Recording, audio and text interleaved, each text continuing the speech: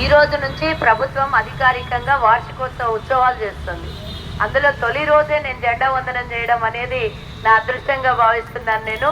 అంతేకాకుండా ఇందాక సోదరుడు చెప్పినట్టుగా జర్నలిస్టులకే కాదు అందరికీ కూడా కులగణన నేపథ్యంలో రాష్ట్రంలో ఉన్న ప్రతి ఒక్కరికి కులగణన చేస్తూ ఆర్థికంగా సామాజికంగా కులం పరంగా మనం ఏ స్థాయిలో ఉన్నాం, మనం ప్రభుత్వ పరంగా ఇంకా మనకు రావాల్సినటువంటివి ఇంకేమన్నా అదనంగా బాకీ ఉంటే ప్రభుత్వం ఇవ్వడానికి ముందుకొస్తుంది. కాబట్టి కులగణనలో తప్పకుండా ప్రతి ఒక్కరు అప్లికేషన్లో మీకున్నటువంటి విషయాల్ని అందులో పొందుపరచండి.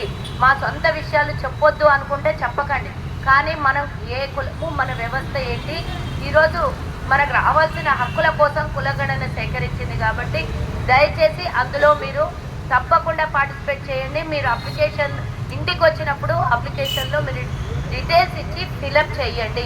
రేపు పొద్దున మనకే కాదు మన పిల్లలకి భవిష్యత్తు కూడా ఈరోజు చాలా అవసరం ఉన్నటువంటి విషయం అది. కాబట్టి మన హక్కుల్ని మనం సాధించడం కోసమే ఈ కులగణన.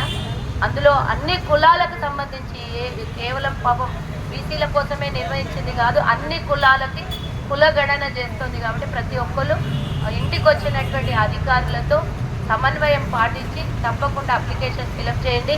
ఇందాక సోదరుడు చెప్పిండు జర్నలిస్టులకి 18 ఏళ్ల పోరాటం తర్వాత